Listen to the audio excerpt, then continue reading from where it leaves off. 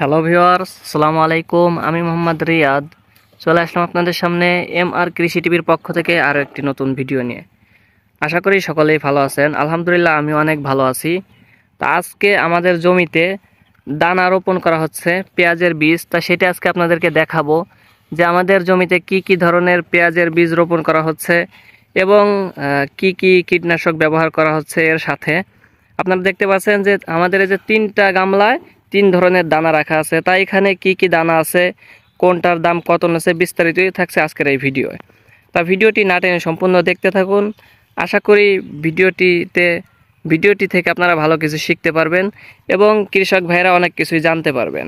তা আমরা জানি যে আজকে আমাদের কোন গামলায় কোন ধরনের দানা এবং কি ওষুধ দেওয়া হচ্ছে এবং কোন দানার দামটা কত আমরা বিস্তারিত আজকে জানবো।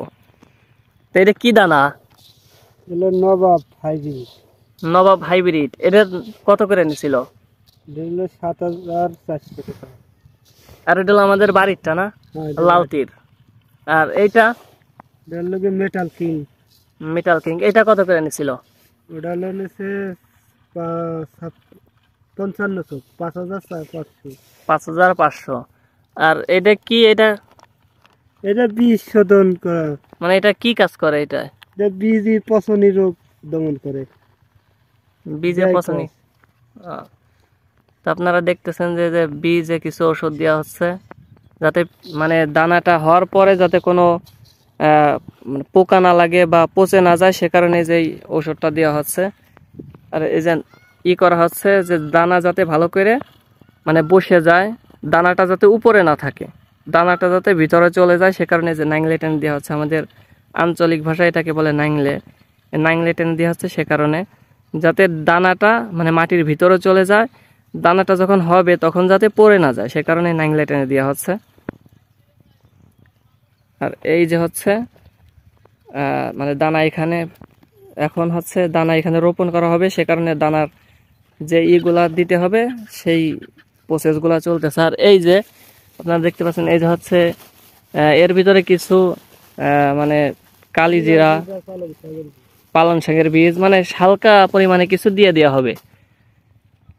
এই যে আমরা গতকালকে যে এই জমিটায় রসুন রোপণ করছিলাম, আপনাদেরকে দেখাইছিলাম। তা বলছিলাম যে আমাদের গতকালকে মানে আজকের কথা বলছিলাম যে আজকে এইখানে আমাদের মানে পেঁয়াজের বীজ রোপণ করা হবে। তা আজকে এই পরন্ত বিকালে এখানে পেঁয়াজের বীজ রোপণ করা হচ্ছে।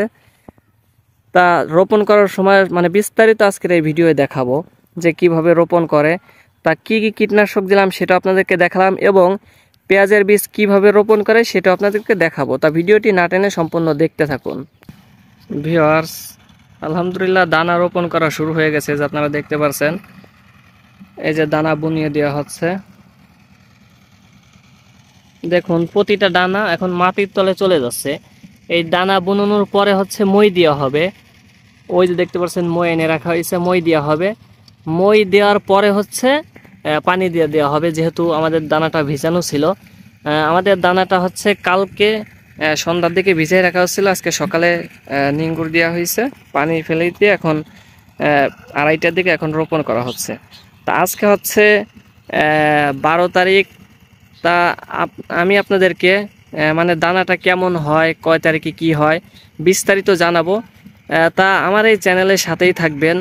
আশা করি আমাদের এই জমিতে থেকে আপনাদেরকে আমি বিস্তারিত জানাবো যে আমাদের এই জমিতে কখন কি সার ওষুধ ব্যবহার করে, দানাটা কেমন হয়। তা আজকে 12 তারিখ, আজকে দানা রোপণ করা হচ্ছে।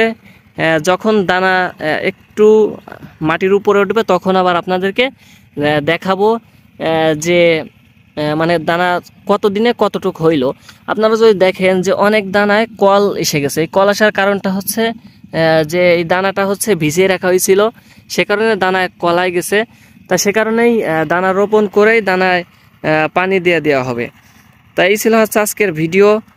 তা ভিডিওটি কেমন হয়েছে অবশ্যই আপনার মতামত কমেন্ট বক্সে লিখে যাবেন।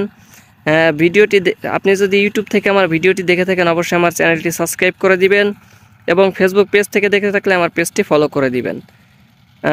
এবং ভিডিওটি শেয়ার করবেন এবং আপনার মতামত কমেন্ট বক্সে লিখে যাবেন। তা আজকের মতো এখানেই বিদায় নিচ্ছি, দেখা হবে আবার নতুন কোনো ভিডিওয়ে। সকলেই ভালো থাকবেন, সুস্থ থাকবেন। আসসালামু আলাইকুম।